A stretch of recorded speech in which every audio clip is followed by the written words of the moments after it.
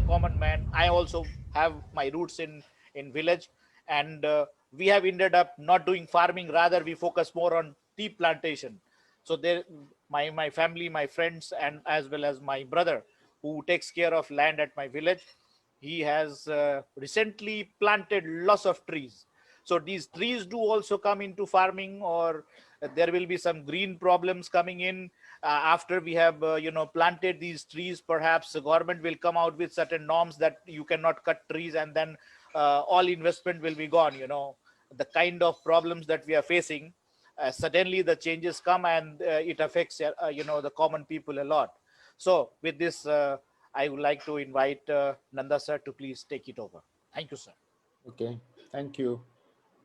Before I sort of try and answer your questions, let me give you, run you through the current context, the context in which a lot of farmers are sitting outside in the open on the borders of Delhi, and what are their concerns, and how many of them are really genuine concerns, whether it's a very Punjab, Haryana, UP problem as is being made out to be, or is it something that affects all the farmers across the country.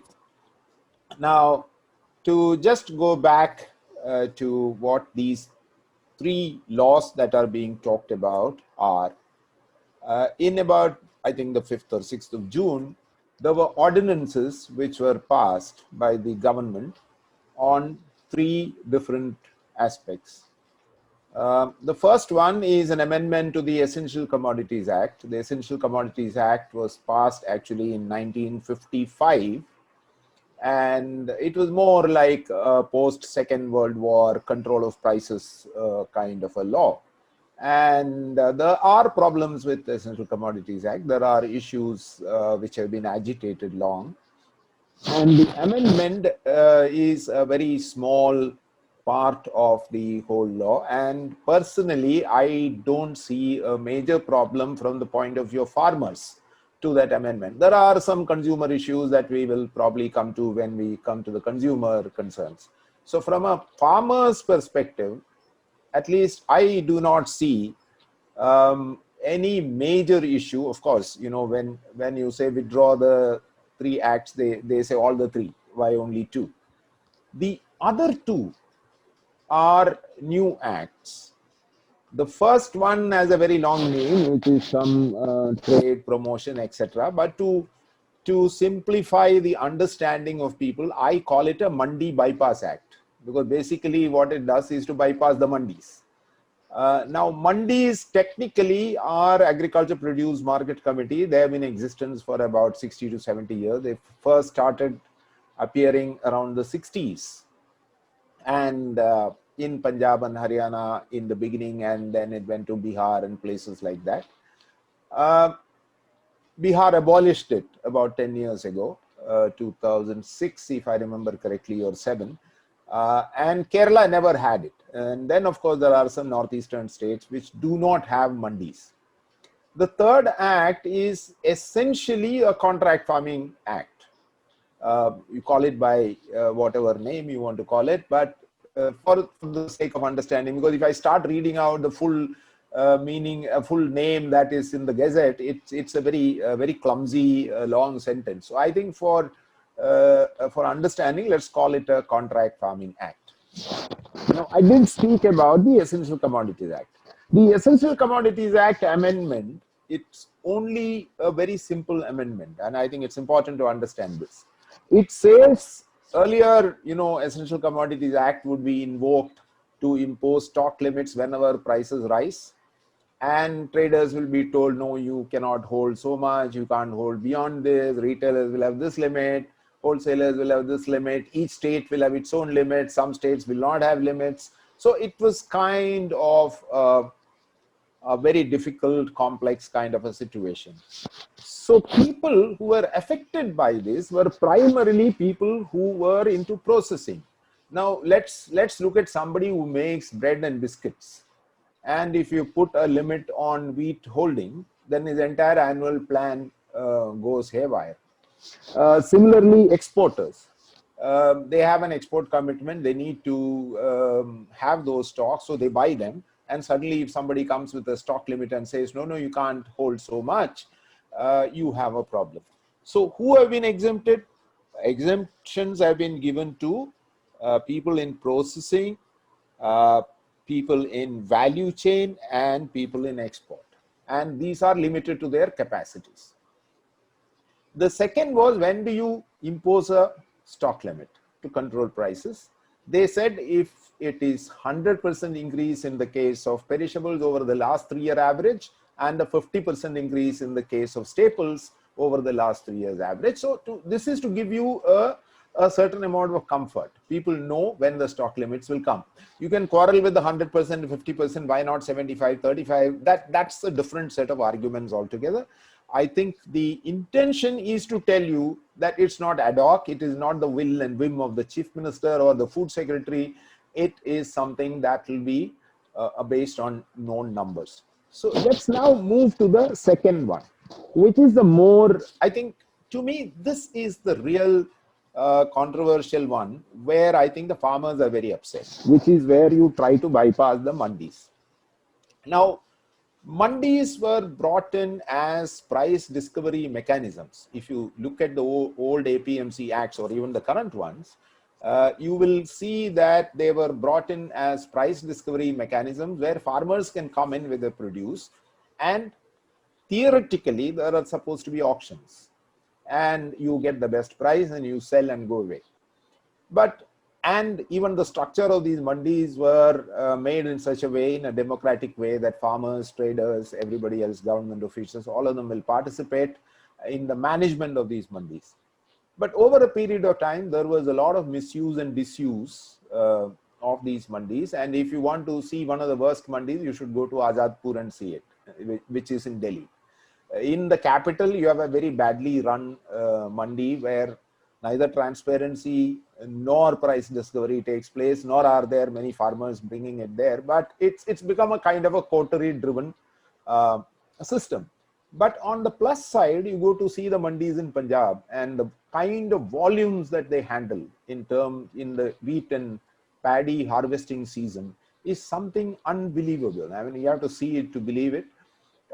Huge volumes are handled, and the farmers will not be able to sell such volumes unless there is the infrastructure of the APMC mandi. So there is a plus and a minus in terms of the APMC.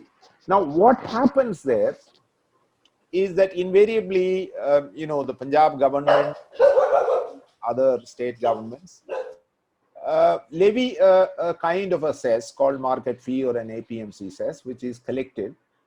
Punjab, it's about 2.5-3% now. And then on top of that, they have an RD, rural development cess of 3%. Some states have 2%, some have 2.5%, depending on which state has the kind of volume and money. They've done that. And these are used to spend in rural development programs like rural roads, infrastructure of mandis, godowns, other things which the farmer needs. Well, one can always say that government is a very inefficient spender of money. They collect all the money and spend it very inefficiently. That's always an argument that you can make, and it will be a very valid argument. The law which has come in says that no private people can also be allowed to operate mandis. Farmers can sell goods outside the mandis, and whatever you do outside the mandi premises, which is the exact market yard, you do not pay the APMC cess.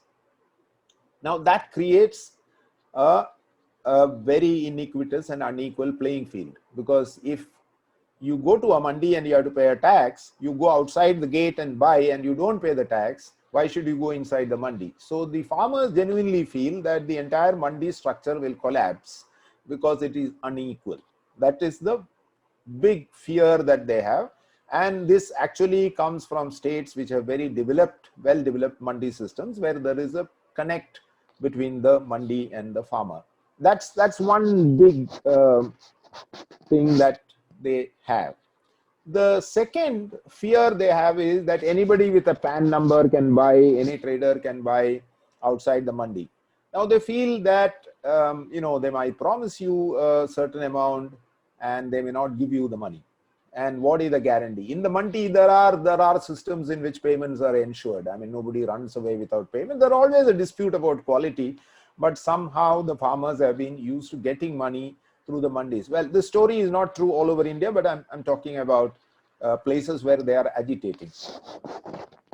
The third thing is that, of course, they said you can have an electronic platform and you can register on the thing. I think basically to introduce e-commerce in agri commodities. Anybody can start that. Of course, there is a registration there, and there is a dispute resolution mechanism, which is with the local subdivisional officer and the district collector. Of course, there are penalties which are mostly heavy on the traders, not so much on the farmers. But they have said the jurisdiction of civil courts is barred. So, put together, where is the fear? I mean, this is broadly the controversial sections of the Mandi Bypass Act. And I'll explain this if there is a question later. I'm trying to save on time. Is this that one, behind all this, there is a Shanta Kumar committee report. Shanta Kumar used to be ex-food minister, ex-chief minister of Himachal Pradesh, who looked at FCI in 2015, along with a couple of experts, and said that we cannot continue this Food Corporation of India business because it's making huge losses and there is a huge burden on the taxpayer. Now you ask me a question, what is the minimum support price? And this is where FCI comes. In the Green Revolution era, what happened? The Green Revolution, which was the biggest thing that happened to Indian agriculture, and of course it has some bad effects which are now being felt, is essentially a high input agriculture, which is very good quality seeds, very high fertilizers and very good irrigation. But then if you do all that, what is the market going to be? So the Food Corporation was set up under an act and said, okay, we will give you a minimum support price if you produce wheat and rice, and subsequently other commodities were added. Now there are 23 commodities in the MSP basket, but still most of the procurement is wheat and rice. The Food Corporation of India will buy that at minimum support price. And the minimum support price is not a mandatory price, it's a floor price. So if the farmer feels that he is getting a better price in the market, he is free to go and sell it. And certain years this has happened, that FCI has not been able to get as much as they would like.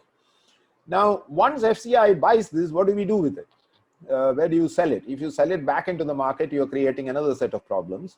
So by that time, the entire concern on hunger and food security came into the country, and we created this entire large network of public distribution system. So the FCI procures and feeds it into the public distribution system. So most of the rice that is procured in Punjab would probably end up in Kerala or Jammu and Kashmir or somewhere as part of the ration shops.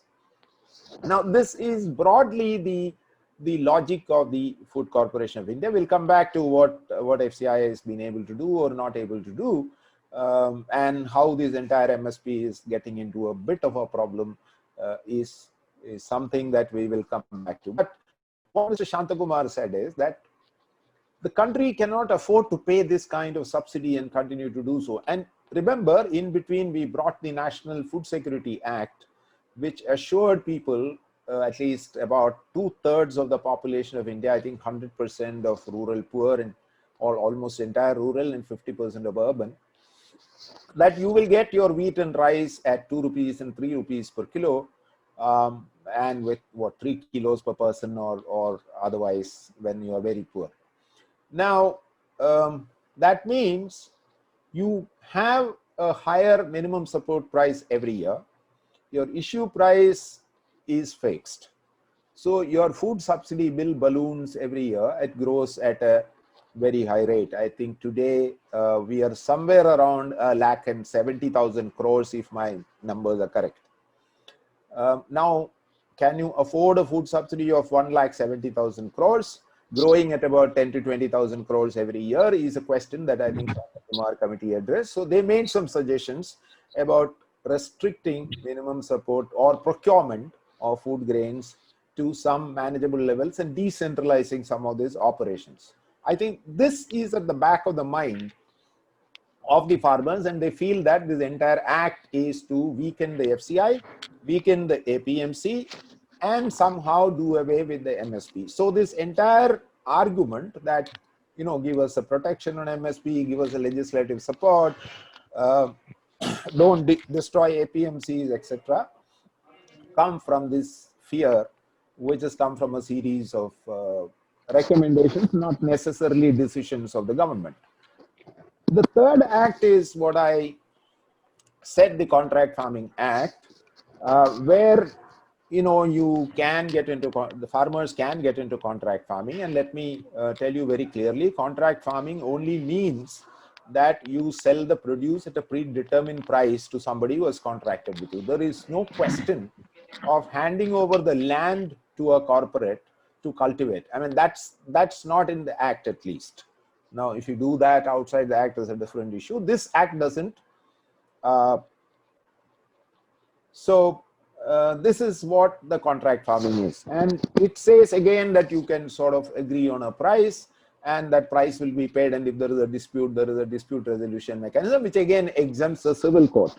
So it also says that, the person who is engaging you can also provide you the inputs, can provide you extension services, can provide you other services,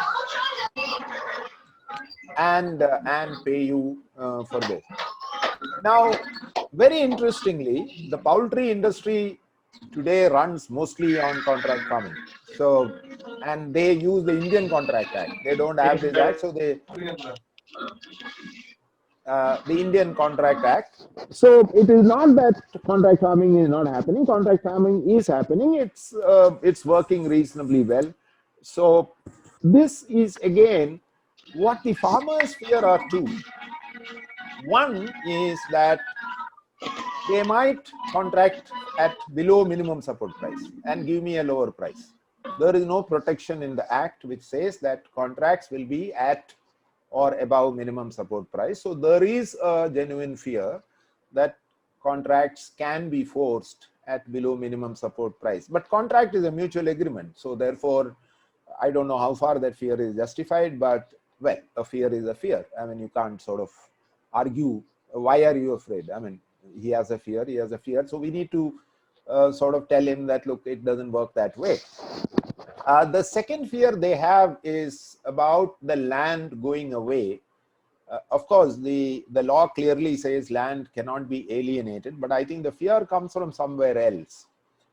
The fear is that suppose they mortgage their land and take a loan to cultivate, and they supply the goods to the person who is contracting with me, and that person doesn't pay on time, then what happens to me? I think this has come from the background of the sugar mill scenario in some of the states, particularly Uttar Pradesh. So this fear is coming from some other sector which has somehow not performed very well.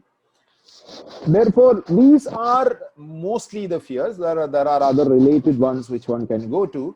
Then there are two more things that have come in between. To address the pollution in the National Capital Region of Delhi, they set up a commission under an act where it said any act, it said the commission has jurisdiction in adjoining states, which includes Punjab, Haryana, Uttar Pradesh, parts of Uttar Pradesh at least, and Rajasthan, etc. And this commission can issue orders on what you can do and what you cannot do. Now, stubble burning, as all of you know, is a major problem. The farmers are looking for a technical financial solution, but the act has come.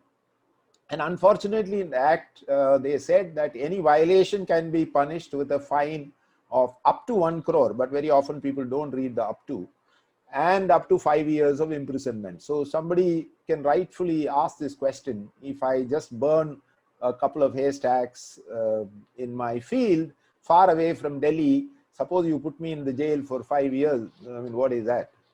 So there is a feeling that this punishment meted out to the farmers are very unjust, or what is written is unjust. The last is a proposed amendment in the Indian Electricity Act. Those of you who know the Indian electricity position, there was an original idea of unbundling the electricity boards, and they created companies. They created a generation company, a transmission company, and a distribution company because of all the cross subsidy problems that the boards had and inefficiencies. At that time, they said you cannot give free power as a cross subsidy. You can give free power. That was the old 2003 amendment. Then the government has to pay for that amount. Now you can, as a state government, say, okay, so and so will get free power, but whatever is the consumption on a metered basis, the government has to pay that money to the electricity company. Now they are saying no, even that is creating a problem, because you tell the electricity utility and they don't get the money on time, so they default the generating company's payment, and we have a real issue here. But so the amendment says you cannot give any direct free power, but you can give a cash support to the farmers, and the farmers can pay based on their metering. So Punjab, this is a very sensitive issue. Their free power is one of those very, very sensitive issues. So they are truly apprehensive, even though what it really means is that you have to meter all the connections and you have to pay for what you consume, and government, depending on what money they have in their budget, can either reimburse or pay in advance to you on a per hectare basis or whatever is the basis. But they know that the Punjab government doesn't have that kind of money. So I think that's really where the worry is coming from. Now, very broadly, these are the apprehensions that people have. But let me see the other side as well. The other side is that most of these have come from the 23 crops that have minimum support price. But if you look at the total value of agriculture in India, this constitutes about 25% of value. The other 75% comes from fruits and vegetable growers, dairy farmers, poultry farmers, various other types of activities, fishermen. Now, all this is not affected largely by this. In fact, these laws may at one level affect them positively if there are kind of infrastructural investments. So this brings us to another question, that what happens to a farmer who has no irrigation, no MSP, somewhere in Vidarbha or Telangana, he is struggling with some crop that he has produced, maybe bhindi or tomato or something, and he is exposed to the market risk. And if he doesn't have a contract farming option, if he doesn't have a private mandi, if he doesn't have a private buyer, what happens to him? So, the problem with this act is that it's uniform across the country, and in this country, anything that you do cannot be uniform. I think the problems of Punjab are not the problems of Chhattisgarh, and the problems of Chhattisgarh are not the problems of Maharashtra. So basically, in a federal setup, we must provide for a certain amount of differentiation, even though the objective may be common, in terms of how you process these reforms and how you do this. And lastly, I would feel the problem really is that we did not communicate effectively with farmers. If you tell them this is good for you and they tell us that no, it's not good for us, there's something, either in our design there is some mistake, or in their understanding there is some gap, and both are not good. I mean, maybe it's partly we are wrong, partly they are not understood. Now, if you say, okay, I'm doing this for your good, I think he should say, okay, it's good for me. Or at least 75% of the people should come and say, okay, this is good for us. Maybe there is a problem with 25% who have some other issues. So then how do you differentiate it? I mean, I think in this country, we need to accept the fact that people are different in different regions of the country. Climate is different in different regions of the country. Soil endowments are different. Infrastructure is different.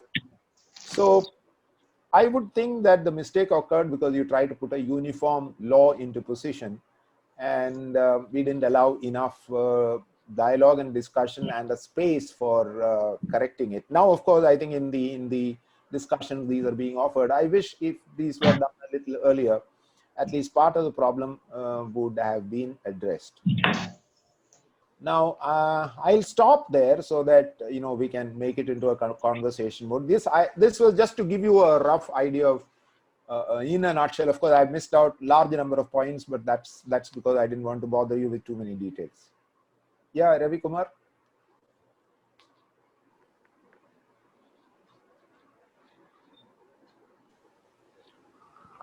Very thank you, sir, for this wonderful presentation. Uh, I will come to you with one specific question from my side, but there is one additional question that has come from Mr. TV Sinha. TV Sinha is a technocrat. He develops lots of software, but he is quite connected to roots and aware of the Kisan activities. So he is asking a question, and his question is, what is your view about the market distortion due to FCI procurement? To explain, in Bihar and Jharkhand, the price of paddy collapses to 11 to 12 rupees per kg versus MSP of 18 rupees at the same time of Kharif procurement, because subsidized rice is available to 2 or 3 rupees only per kg. So, I mean, this kind of disparity, how these bills are catering to. I will tell you, in addition to that, I will tell you the problem of Kisan, which I have seen, and at times when I get time, I go and kind of monitor a little bit farming at my native place also. When we are talking about production of, let's say, production of wheat, they go for preparation of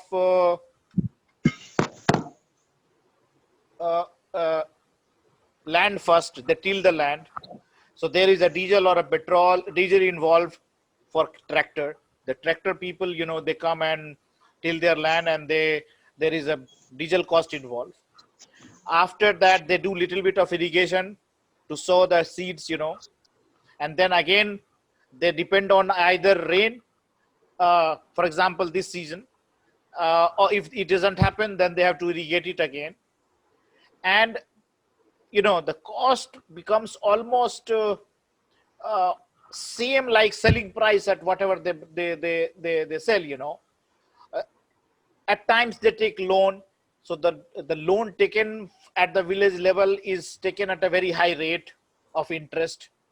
So all these combine, one Kisan produces a very little, I mean, whatever they produce, and when they sell it off for their living, they do almost cost to cost, production, and still they have to survive, So this kind of a situation, I can see that, most of the Kisan, not only wheat or paddy or similar thing, but most of these, including chili or including arhar, dal, etc., they live on almost on the margin. On the other hand, there is, a group of processing units, especially the larger ones. They are able to do some addition of value and process the food, and then enter into market where they sell good margins, make good profit, On the other hand, when we are talking about salary increase because of inflation, even the government servant salary could have increased, perhaps at least 100 times since independence. But on the other hand, the cost of the wheat has not risen that much. So, I mean, we are forcing day by day these farmers to go and remain poor, and at the same time we have developed a pattern of consumerism, in which they have to depend on everything for the finished products, including now even in villages people have started buying pizzas. So the consumer pattern has changed, consumption pattern has changed, and in this kind of a situation, how these farmers will survive, and on the other hand, this MSP uh, is there, but it is not very good enough, number one. Number two, government is buying, I know, that at a higher rate to satisfy certain needs and maintain some balance. But I believe, if we go a little deeper into this, we are certainly have come into a very dangerous situation for economy, because the kind of money is involved there, in buying at higher rate and then putting subsidized foods for two-thirds of the population of India. uh, it is something, I believe, very, very critical. How you analyze this, sir? Well, that's almost covering the entire agriculture policy. So it's quite a long kind of a discussion that you may have to have. Probably, let us stick to the three acts and let us stick to the current situation. Right, sir. Let me answer Mr. Sinha's, I think that is his name, Sinha's question Yeah. about the minimum support price. Now, the minimum support price is available to every single farmer in this country without exception. So if Bihar is not getting the minimum support price, and I know that it is true, is because the procurement agencies of the state government have not really stepped up. Now, when we say Food Corporation of India, let me tell you, in Punjab, about 90% or at least 86 to 87% of the procurement is done by Punjab state government agencies, and they hand it over to the Food Corporation of India, who then pays them whatever is as per the schedule. Now, Bihar, the real challenge has been to step up procurement. Now, for procurement, you need agencies which will fan out into the villages, and this is true of not only Bihar but also Assam and one or two other states. If you don't have infrastructure, if you don't have mandis, you don't have godowns, and you don't have an agency which goes and aggressively procures when the farmers bring the crops to the field, from the field to the mandi, you have a problem. And let me also tell you, two of the success stories in at least in the last 15 years, and I can definitely say when I was food secretary, that's when it started, 2005-06, are Orissa and Chhattisgarh. They're not great states in terms of development like you speak about Karnataka or Maharashtra. They have managed to get the procurement right. They have managed to get their entire paddy procurement well organized, and it has resulted in an increased productivity and an increased income in both these states. And in Orissa particularly, their increase in farmers' income has been higher than their growth of agri GDP, which is a very, very remarkable thing that they have managed to do. So getting the markets in position to ensure that farmers get their money is extremely important. The second thing is that, in the case of paddy, it's less complicated. In terms of wheat, there is a little bit of a problem. The public distribution system issues rice, and the minimum support price is not for rice, it's for paddy. So basically, if somebody is getting cheap rice, it doesn't mean the prices in the market should fall. That's unless, of course, a huge surplus is going into the system and it is leaking out of the PDS and getting into the open market. Otherwise, theoretically, it doesn't fall. In Punjab, it doesn't fall. In Tamil Nadu, it doesn't fall. Andhra, which is a huge free rice state, it doesn't fall. So in states where the procurement is not happening or farmers are getting a lower price, I think the real issue is both infrastructure and an institution. Now, on this whole issue of farmers' income, etc., I agree with you that for some reason the entire policy on agriculture has been consumer centric. And I think you and I who live in metros and speak English are to blame for it. Because whenever onion prices go up, who comes out on the streets? Villagers don't come. Can we not live without onions for a month?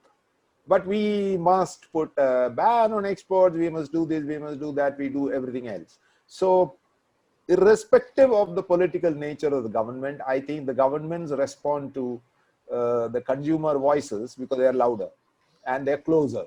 So then the poor farmer doesn't know what to do. And this year, if you recall, the onion crisis came because there was a huge unseasonal rain in Nasik region. Farmers lost their crops. We don't discuss that, but we discuss onion prices all the time. So part of the narrative in the media is also very pro-consumer. I think we talk about farmers only when they come to Delhi or they commit suicide, and that's the reality.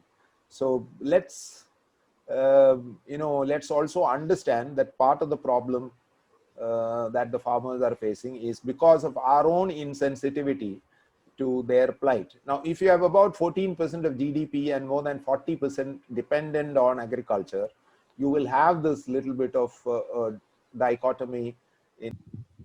Thank Ravi you Kumar? very much, sir. In fact, I fully agree with your opinion that the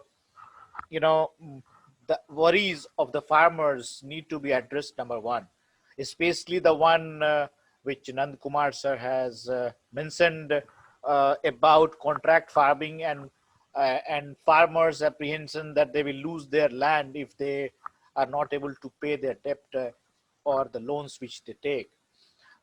In addition to that, you know, uh, I, from my own perspective, which I see, at my village level, uh, which I will invite now Abhishek Kumar, the real farmer, uh, to come and discuss about it.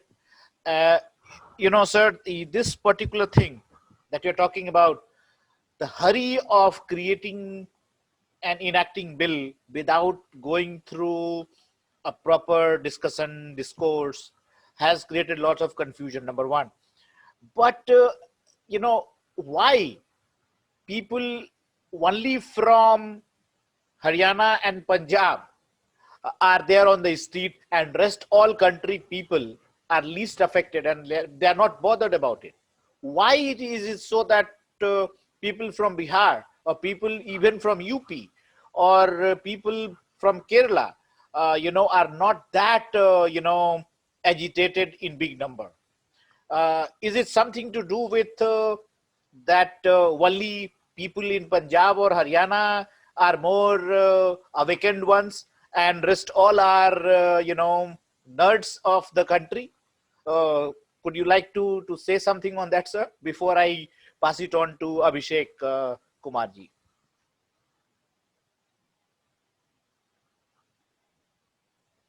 Produces about 18 to 19 million tons of paddy, which is roughly about 13 million tons of rice. And about 12 million tons are bought by FCI, and this happens in a span of 45 days because they have to clear the fields and they have to sow wheat again. Again, on wheat, they sell to the FCI roughly about 11 to 12 million tons every year. So roughly 1/3 of India's procurement comes from Punjab. And in wheat, particularly Haryana is again fairly large. It's only this year Madhya Pradesh has come up and overtaken Punjab by doing a little bit more than what Punjab has done. So one issue therefore is that if your entire market is Food Corporation of India, then you are more affected, right? Everything that you produce is straight away sold to Food Corporation of India through your own state corporation, whereas the other people take their own time and keep something. And secondly, there aren't that kind of surpluses in many of the other states in terms of individual farmers. Now, which state can give you 90% of its total production for sale? Very difficult. That is one question. Then I saw two small questions. Let me answer that. One is from Mr. Sinha. What I said was 2006, they abolished the APMC. That doesn't mean that they had a procurement system even before 2006. And I did mention Orissa and Chhattisgarh, where they put their civil supplies corporation, activated them, and started procuring all the paddy. Bihar has traditionally sold paddy at fairly lower prices. In fact, my own understanding is they don't even have sufficient rice mills. Wheat, again, is a big issue in procurement. And the worst is maize. Maize really sells probably at the lowest price in the country in Bihar. So what Bihar should do, and I've told them many times, is to ensure that they pick up every single grain that is offered at minimum support price. That's the beginning. That's the beginning of everything. And if you don't do that, whether you have APMC, you don't have APMC, you have infrastructure, no infrastructure, all those are theoretical questions. You make this commitment, no farmer will be sent back if he offers his produce at minimum support price for those crops where there is a minimum support price.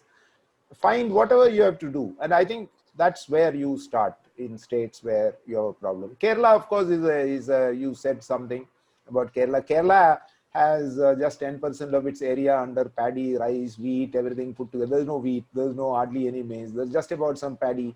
And that's about what? About 6 lakh tons is their total production. So, I mean, it doesn't make a big impact on them. So, and anyway, Kerala government procures roughly 4.5 by paying a bonus over the minimum support price. So I suppose it's too small a state and production to really make a big impact. So I think that's the reason why they are not, of course, they are concerned, they make their own noises here, but I don't think they will go all the way to Delhi and sit there. Anyway, I think Keralites won't would like to be there in the winter in any case. That is very sweet of you, sir, about Kerala, because I know Kerala has good weather, Kovalam beach and variety of spices there. Uh, so now I would like to request Abhishek Kumar to please come and share his vision of these Kisan bills, and he's based in Bihar, so, and actively interacting with villagers there.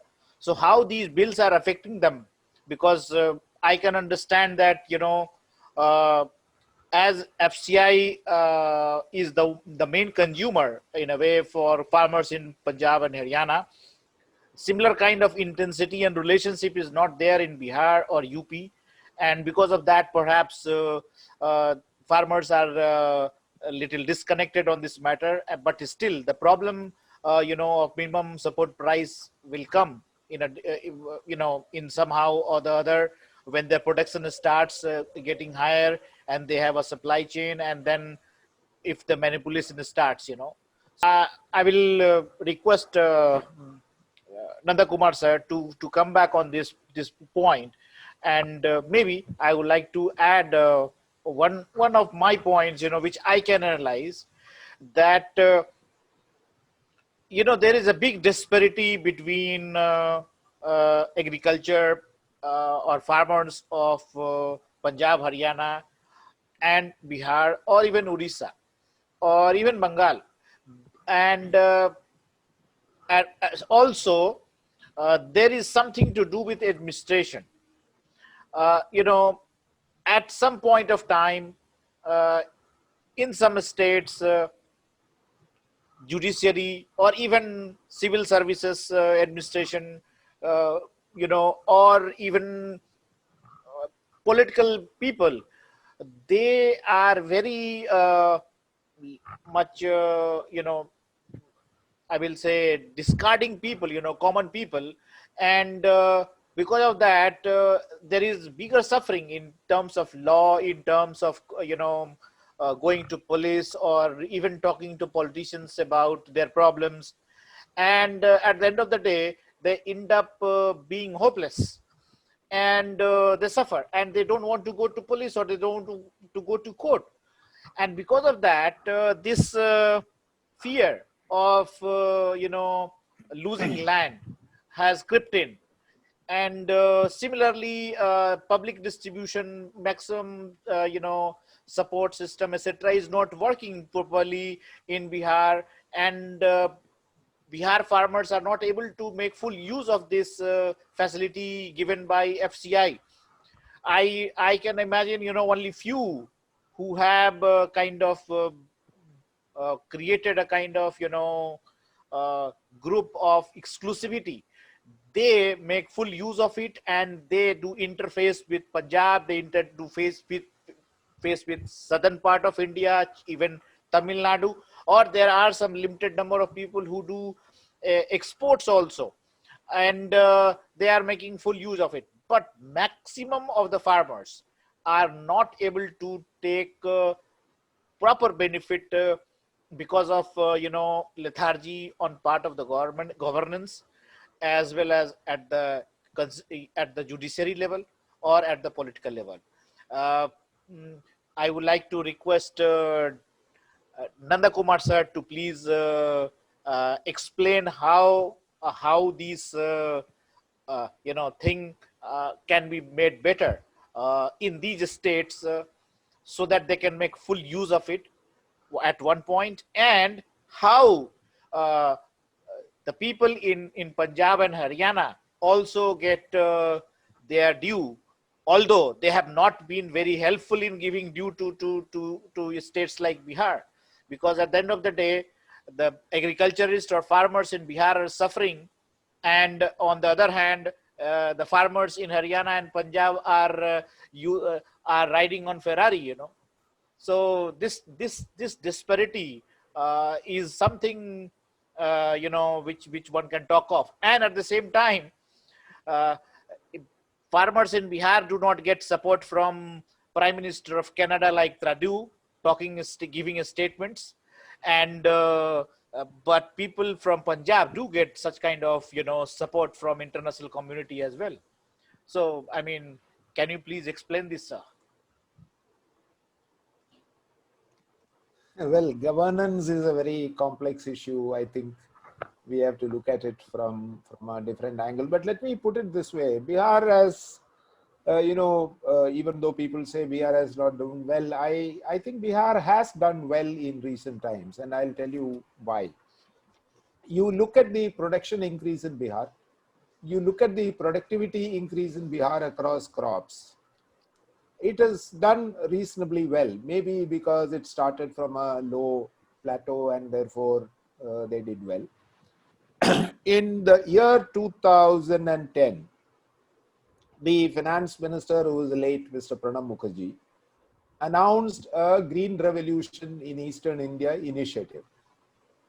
Now, basically, what it meant was that Punjab cannot afford to continue producing rice because their tube wells are going deeper and deeper, and if they start drilling more, they might find oil, not water. So the cost of pumping is going up. It is getting desertified. All kinds of problems with the soil and the water levels in Punjab. So we need to have more production in the eastern parts of India. This was 2010, and I looked at the last 8-9 years of data. Bihar and Orissa and all have done reasonably well. I don't think West Bengal has pushed that much, but definitely Bihar has done well. Now, Bihar has also done well in dairying and also in vegetable and fruits production. What is missing is, I think that boy said it right, is the link for markets. Now, private people will come if they find profits, if they find long-term supplies, if they find good quality stuff. There's no problem with that. But they'll also expect very good roads and 24/7 power supply and a good law and order situation to survive there. And these are things where I think the government has to do much more than what it has done. I know that Mr. Nitish Kumar had made an agriculture special cabinet. He had an advisor who was an ex-DG of ICAR. And they had worked out, in fact, that's the only state which is probably an agricultural budget and plan for 5 years. So they're focused on agriculture. They've done reasonably well. It's on the right track. But, you can't catch up with Punjab all on a sudden. Suddenly you decide, I want to be Punjab. That's not going to happen because Punjab had all these investments much early. In fact, there is no village in Punjab which is not connected by a Pakka road, and I'm talking about 20 years ago. Whereas Bihar today probably has 80% of the villages connected by Pakka road. Uh, how far do you travel to get an access to a market, whether it's private or public, is important. If you have to drive a bullock cart for 40 kilometers with your paddy or rice or maize or whatever, you're not going to have that kind of a bargaining power. So Bihar, to me, is, it's not necessary to put all the money in terms of public investments. I think it needs to create conditions in which large private investments in warehousing in particular has to come. And that's where I think the first marketing change will happen. And this agriculture infrastructure fund and FPOs, and let me just spend a minute on it, is an exceptionally good program. But the unfortunate part is that, I'm probably one of the authors of this idea called FPO, so I can speak with a little more confidence, is that in spite of everything that we did, there are about 7,000 FPOs registered as per the company law today. And if I remember correctly, there are less than 100 which have a good turnover and make profits. Most of them are below 1 crore, they're too small. What happens is, they don't want to become large because they feel that somebody will take it over. हम अपने 10 साथियों के साथ एक company बना देते हैं और 1 टन प्याज लेके बेचने चलते हैं. I mean, that doesn't work. So, if you look at the successful FPOs, there is one in Maharashtra which is doing about 250 crores worth of business, which is into things like grapes, which are really perishable. There are some in dairy sector which are doing exceptionally well, and I can tell you that having been chairman of NDDB, I know all of them. And we said, no, we will not start unless we have 1 lakh liters of milk. You can have FPOs, but the minimum economic processing capacity of a milk plant is 1 lakh liters. That costs 25 to 27 crores to set up. So if you want to borrow 27 crores, you need that, that much of milk and that many farmers. So it's not enough if you say, okay, I have a lot of FPOs, but how many of them are able to successfully run? And let me tell you, in Bihar, in fact, one of the brightest boys in Bihar who went out of IIMA is Kaushalendra. I don't know how many of you know him. He passed out of IIMA and he sells vegetables in a push cart. And he has created that Kaushalendra or Kaushalya Foundation, where he has got this entire vegetable marketing into a higher level. In fact, whenever I get into a bit of trouble, I ask him for advice. A very young boy. I discovered him in 2009 or 10. Good model, not too large, but he creates value. So let me give you this. I think what we have to look at in any institution, private, FPO or public, is what is the value that the farmer is getting out of that transaction. Is he getting 20%? Is he getting 30%? Is he getting 50%? Is he getting 60%? Now, Amul, which all of you know, I know their figure. One of their unions, the largest one, returns 83% of the consumer rupee. When you pay 10 rupees for milk, 8.3 goes back to the farmer, either in cash or in kind. Of course, there's a lot of kind in that because there's veterinary services. Sudha, which is a Bihar example, returned 74%, which is not bad because many of the other crops will be not even up to 50. So why did Sudha do that? Because Sudha has a system which has been built around a large number of farmers. So I think one is the power of aggregation if you want to get into market. The other is infrastructure, and the third is get private sector. And if private sector is competing with each other, you have a better chance. But if you have a monopoly private sector, you have a problem. So I think that is why I say we create a very powerful public sector and let it compete with the private sector. So it works both ways. Now, nobody will go, private sector will go to Gujarat and put up a dairy plant. They just can't survive. But they will go to Andhra Pradesh and look at Andhra Pradesh, the private and the cooperative, they're competing with each other. Both of them are going to the farmer and say, okay, I'll give you 1 rupee more, give me your milk. Now, this is where I think it makes a difference. So it's not that the picture is very bad. And I agree with this boy that these acts are good for Bihar. There are one or two sections where there is a problem. That's very minor. But these acts are good for Bihar because there is no APMC. Therefore, all this is going to be very beneficial for Bihar. So there is no reason why Bihar should have an objection. So that's what I started by saying. The problem with this act is uniform across the country. The moment you say, look, if this suits you, please do it. If this doesn't suit you, we are willing to amend that for you. Give that little space and have this thing that, yes, I want a very good marketing setup for agriculture produce in this country. And I want exporters to survive because, it's important to export. At, I don't know, subsidy is a very large issue, WTO. That 10 rupees subsidy, you may not see it after 6 months because already there are 3 cases filed before WTO on sugar subsidy. So the moment the judgment comes, India will not be able to give that subsidy. So that's a different story altogether. And on Punjab, my suggestion to Punjab has always been that, look, shift to basmati rice. That's where your water will be saved and you will make sufficient money. And let Bihar and Orissa produce the medium and the high quality normal rice, which is consumed in this country. Let them get a better price. So the entire bringing green revolution to the east, which started with 1,000 crores, but today I think it's much more, is about improving the productivity of Bihar, Orissa, Assam, West Bengal, Eastern UP, parts of Chhattisgarh, etc. But what Bihar should learn from Chhattisgarh and Orissa is to how get the procurement right. And they're not states which, one should be saying, no, they are very rich or something. I think the Orissa average income is either lower or just about near Bihar. So but there is one point that I wanted to add when we are talking about Bihar. Apart from all these problems, as well as some solutions are there, hopes are there. There is one major, an important, very important thing which is still, is needed from the government as well as from the public side also, and that is, chakbandi of lands. This land part is divided in so many, parts that one cannot, focus on a large scale production. For example, if I have 30 acres of land, it is divided into approximately 60 pieces, of land. So, I mean, something of this sort, prevents you to enter into a full mode of becoming a Kisan.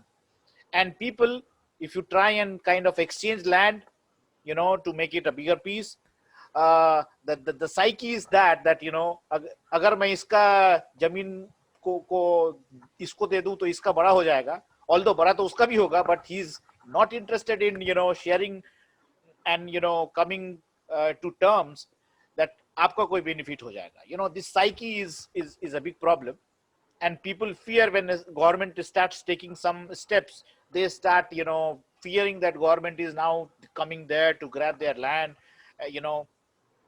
There are lots of political ifs and buts start coming. So that's the problem, that is perhaps affecting a lot of population of Bihar.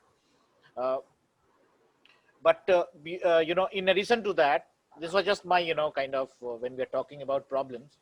But sir, there is another point that our friend TV Sinha is making. He is saying that, the issue of road infrastructure is already solved in eastern UP, Bihar and Jharkhand. There is no village today which is 40 kilometers away from Pakka road. The issues are very different. I myself sat with Kauslender along with Professor P.K. Sinha of IMA to draft his plan. He has done well and could have done even better if policy has supported him. I mean, TV Sinha ji is a very senior person, in IT. He was vice president of Polaris Software and a very big, entrepreneur, but deeply connected with Bihar people and entrepreneurs, especially IAM community and all. So that is his take. But before, we have almost finished our time limit, sir. But before I close, ask you to close and with your words, I wanted to ask if anybody has anything to say or any questions please, one by one, we can take up some questions. We have 5-7 minutes we can devote, and then we will close for the day. Any questions, please? Welcome. You can raise hand or ask question in the comment box, or directly ask questions. I will have to unmute you if you want. Floor is open. Sinha ji, अगर आप सुन रहे हैं तो आप भी कुछ अपने विचार दे सकते हैं.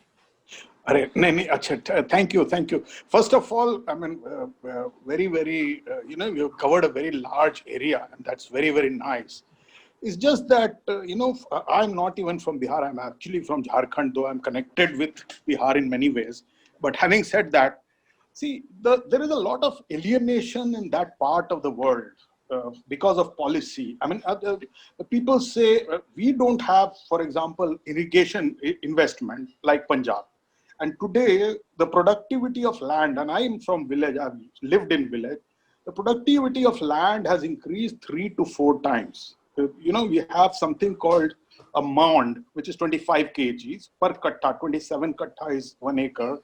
Per kattha was 1 mound. Today, it is 3 to 4 mounds. That is the productivity. So there is a lot of surplus.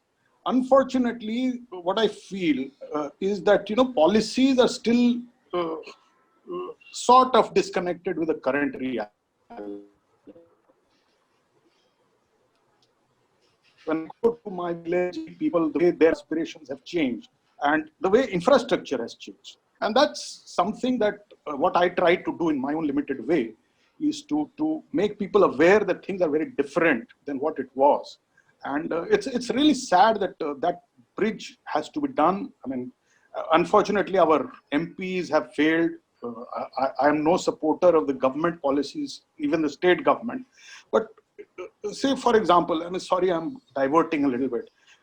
There was a time when freight equalization was brought in, and people felt very bad. It broke the industry in West Bengal, in Bihar, now Jharkhand, and that part. Hamara number kab aayega? And that is what I try to. It's not to say that it's a democratic country, and we have a right to feel that it's our government, and that link with the policy. If something could be done, it'll be great. So that's all I could say. I mean, if there is time, I could interact with you and give specific suggestions. But in the limited time, that's all I wanted to say. Thank you. We will have another session, Sinha ji, on agripreneurship or something of that sort. So then perhaps that will be the right occasion. But thank you for your input. And about Jharkhand, I have spent my 7 golden years in Sainik School Tilaiya in Hazaribagh. So I feel I am more Jharkhandi than a Bihari. so that's my take on Jharkhand.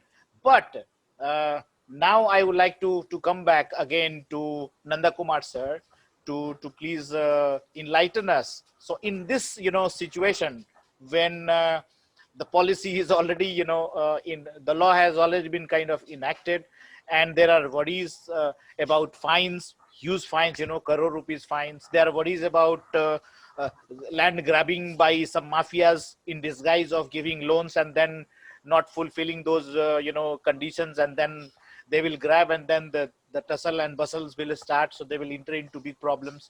So that this fear is always there. So how this assurance can be given so that the government there is a kind of truce between the government and the common people. Common people, when I say it's farmers, are the most common of this earth. So how do you take it forward, sir? No, one is, I think, let us accept the fact that Government of India initially probably had its own problems, but now they've agreed to discuss clause by clause and make amendments. Now, Essential Commodities Act, I don't see a major problem. It's more a theoretical kind of an argument that people are making. So I would give it a buy to, it's not a big deal. The Mandi Bypass Act has major problems. Because as you said, and as we all agree, there are state-specific issues. How do you address a state-specific issue in a national law? I think this is a challenge.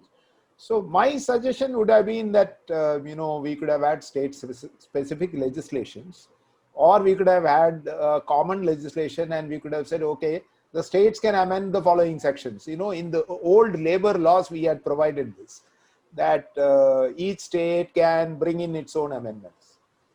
Now that would have probably taken care of. Now let me give you a concrete example. Punjab is charging 3 plus 3, 6% plus an RTR commission of 2.5%, 8.5%.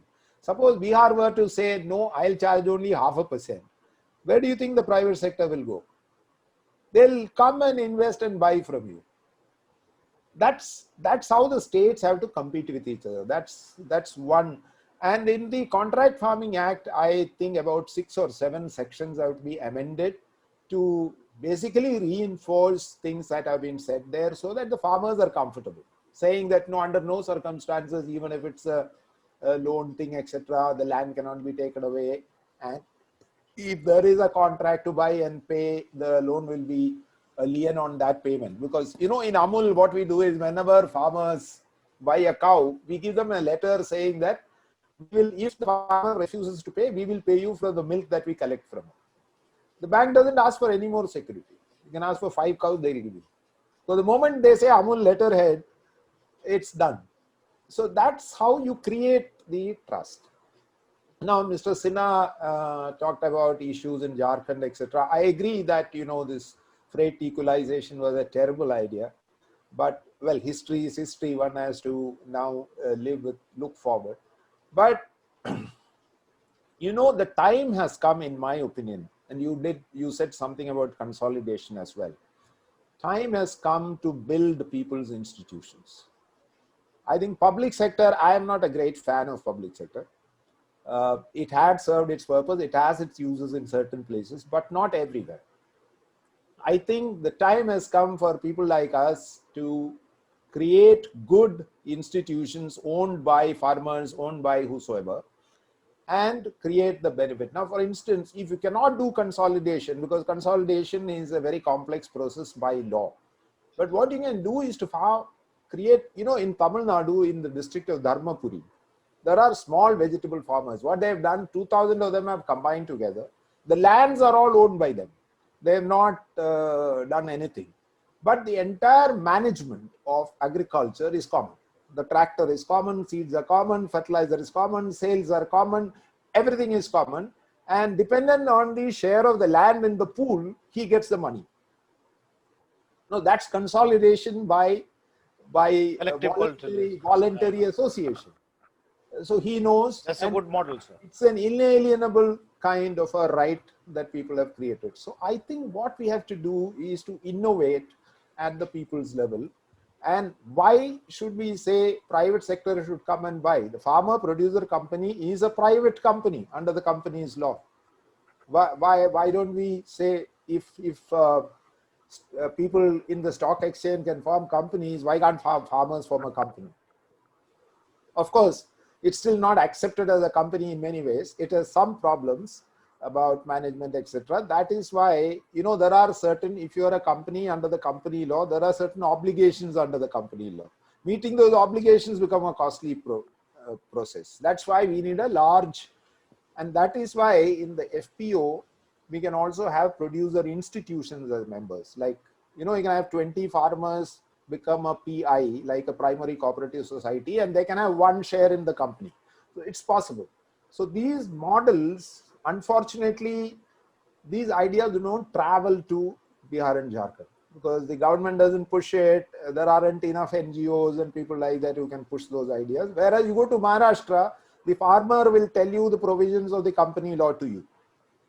I mean, he will teach you what to do. Right. You go to a place like Jalgaon and ask the banana farmers, what do you want? They will say, give us 3 more trains because we don't have enough trains to move bananas. They're not talking about subsidy. They're not talking about anything else. So this is the difference. So Bihar and Jharkhand, I know for sure. And let me now share that secret with you. I spent 20 years in those 2 states. I started with Katiyar and ended up with Ranchi. So I traveled the entire belt and I've done work there. So it's not that I don't know. I mean, I know the problems there.